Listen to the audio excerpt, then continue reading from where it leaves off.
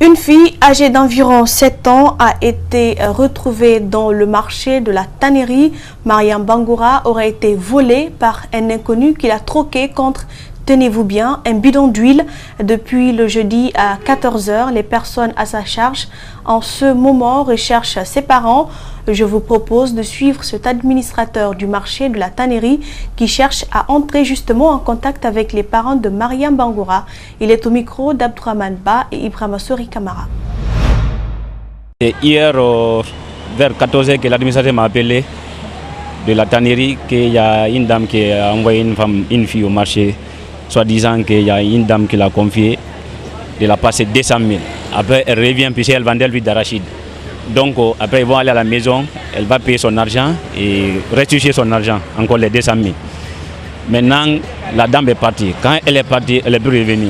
Donc hier, je suis venu ici à 14 h, vous m'avez dit qu'elle sauf après 24 h. Donc c'est la raison pour laquelle ce matin encore, l'administration m'a appelé de l'accompagner ici. En interactualité, réchauffement climatique, pollution, pêche illégale, mais aussi jacente d'eau.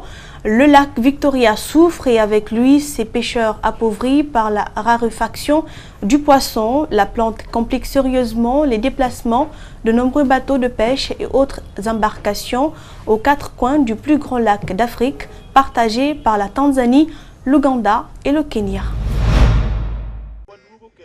Les filets dans les bateaux, les pêcheurs sont prêts à prendre le large et pourtant, impossible d'aller pêcher aujourd'hui. Un épais tapis vert de jacente d'eau recouvre le lac Victoria.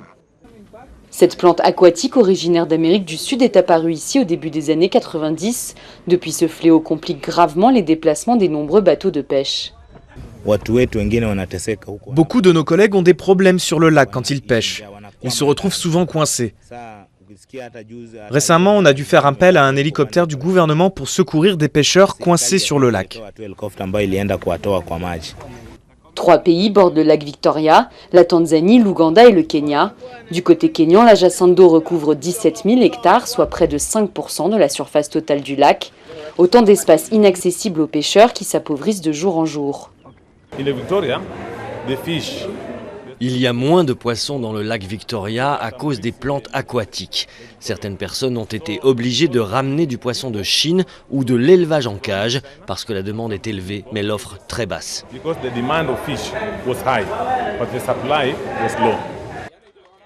Sur le marché aux poissons de Kisumu, les tilapias surgelés sont maintenant chose commune. Importés de Chine, ces poissons ont été interdits par le président kényan, mais cette interdiction n'est pas encore effective. Et pour cause, le pays consomme 500 000 tonnes de poissons par an alors qu'il en produit 140 000. Seule solution, prendre soin du grand lac nourricier. Nous restons toujours en Afrique, au Nigeria. Les moins de 25 ans représentent 60% de la population, mais la nouvelle génération reste exclue du jeu politique de la première économie d'Afrique, dominée par une élite vieillissante. Certains tentent tout de même leur chance en politique, comme le populaire chanteur de pop africaine, Banky W. Suivez. Chanteur très populaire au Nigeria, Banky W n'a aucune expérience en politique, mais il sait s'adresser à la jeunesse. À 37 ans, il est candidat aux élections législatives pour représenter sa génération et profite de la campagne pour les intéresser à la politique. La jeunesse, nous ne faisons rien. Nous parlons, mais nous ne faisons rien.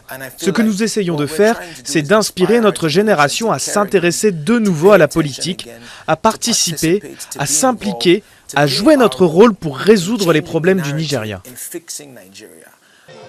Un discours qui fait mouche auprès des jeunes lassés par la vieille élite dirigeante. Leur incapacité à baisser un chômage massif sape tout espoir d'un avenir stable. Je l'aime vraiment bien. C'est quelqu'un de sympa. J'aime sa musique et la manière dont il s'y prend.